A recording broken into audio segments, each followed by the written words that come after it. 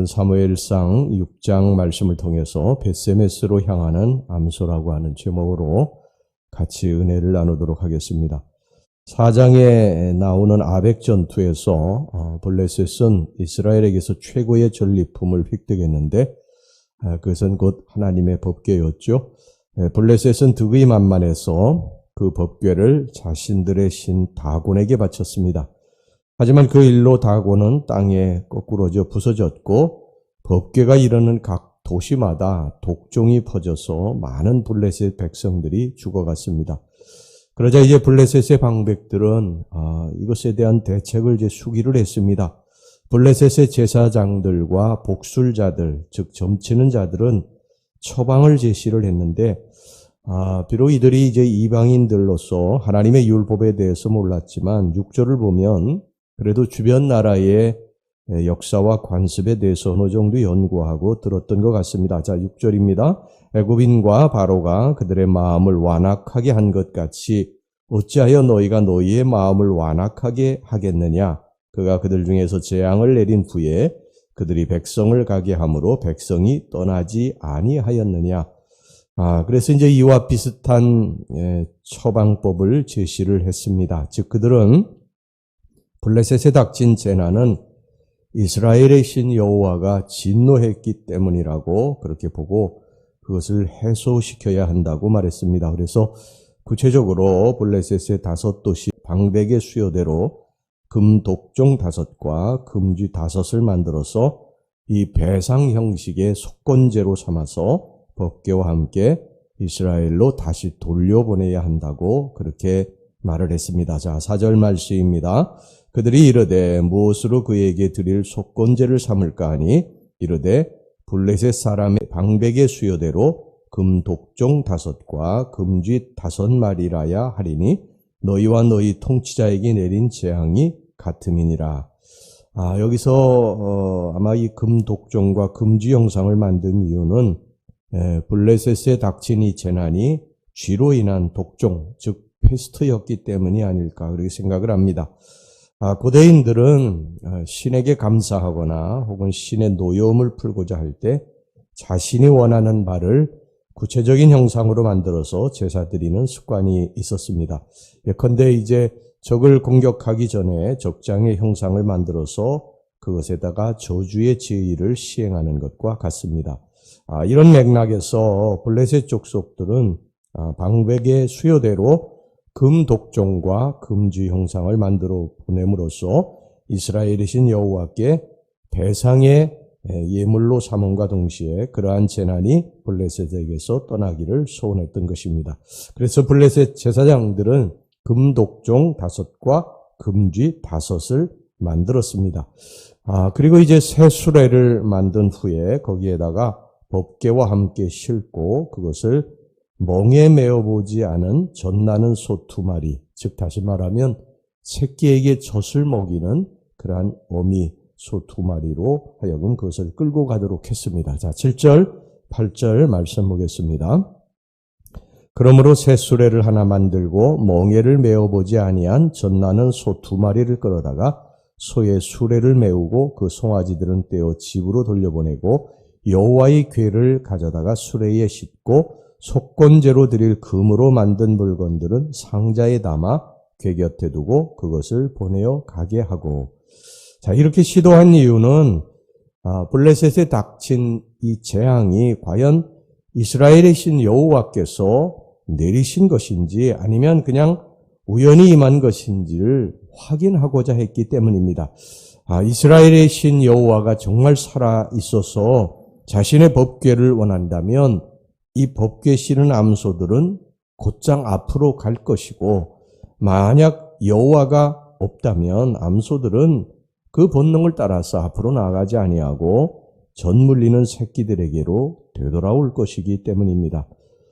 결과는 어떻게 됐습니까? 오늘 여기 본문에 보듯이 수레끈 2마리 암소는 젖 물리는 새끼가 있음에도 불구하고 법궤를 싣고 곧장 앞으로 나아가서 이스라엘의 땅 벳세메스에 이르렀습니다. 자, 10절에서 12절까지 말씀입니다.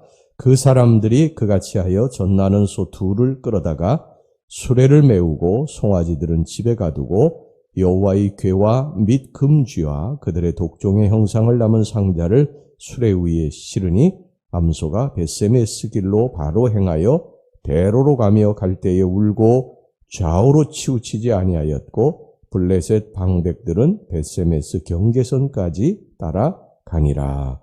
하나님께서는 이방인들 앞에서 하나님의 영광을 위해서 말 못하는 짐승일지라도 강권적으로 붙잡아 역사하셨던 것입니다.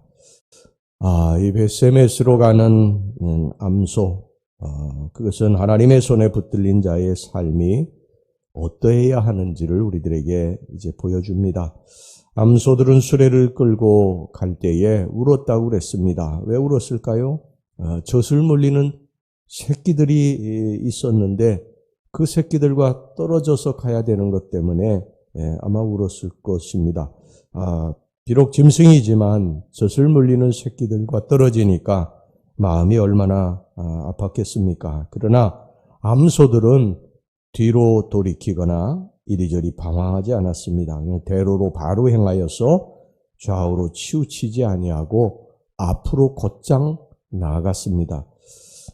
여러분, 그렇습니다. 우리 성도들은 이제 하나님께 붙잡힌 바 된 사람들입니다. 그래서 이와 같은 삶을, 이 벳세메스로 향하는 암소와 같은 삶을 살아야 됩니다. 우리가 세례를 받았다고 하는 것은 이제 하나님의 백성이 되었다고 하는 것입니다. 즉 다시 말하면, 영적으로 말하면 홍해는 이 세례를 말하는 것입니다. 그래서 우리가 세례받았다고 하는 것은 이제 홍해를 건넜다는 거예요.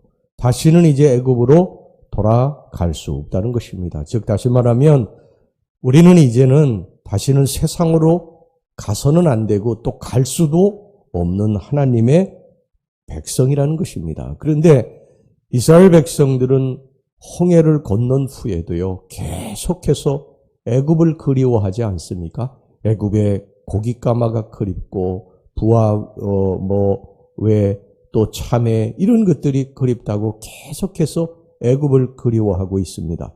그러다 어떻게 됐습니까? 결국은 하나님의 진노를 받고 그들이 원래 가야 할 젖과 꿀이 흐르는 가나안 땅에 들어가지 못하고 다 광야에서 죽고 말았습니다. 여러분, 세상을 그리워하고 뒤를 자꾸 돌아보는 자는 결국 그것으로 인해서 망하게 됩니다. 성도들은 세상 것이 아무리 좋게 보여도 귀하게 보여도 이제는 미련 없이 앞만 보고 나아가야 합니다. 마치 벳세메스로 가는 암소가 그의 새끼들이 이 뒤에서 울고 있었지만 그것을 뒤돌아보지 아니하고 마음은 아플지라도 앞만 보고 나아간 것처럼 우리들도 우리 주님만 바라보고 나아가야 할 줄로 믿습니다. 암소가 여기 새끼들을 생각하며 울었다고 그랬어요. 그만큼 가슴이 아팠다는 얘기죠. 사실 우리가 즐기고 또 사랑하던 세상 것을 끊는다는 것은 쉬운 일은 아니에요. 가슴 아픈 일일 수도 있습니다. 그러나 벳세메스의 암소처럼 울지언정 뒤돌아가서는 안 됩니다. 우리 주변에도 이렇게 보면요, 교회 다니다가 세상을 그리워 세상으로 그냥 나간 사람들이 더러 있어요. 제가 목회하면서도 보면 교회 나와서 신앙생활 이렇게 하다가 시험이 든다든지 또 교회가 별로 재미가 없다든지 그래서 세상으로 뒤돌아서서 나간 사람들이 있습니다. 정말 안타까운 일이죠. 여러분, 그것은 지금은 잘 모르지만 패망의 길입니다. 롯의 아내가 소돔과 고모라 성을 나올 때 그 소돔과 고모라 성을 그리워하면서 뒤돌아보지 않습니까? 뒤돌아보다가 소금 기둥이 되고 마른 것입니다. 여러분, 세상 그리워하며 뒤돌아가면 우린 죽습니다. 주님이 우리들에게 뭐라고 말씀하셨습니까? 누가복음 9장 62절에 손에 쟁기를 잡고 뒤를 돌아보는 자는 하나님 나라에 합당하지 아니하니라.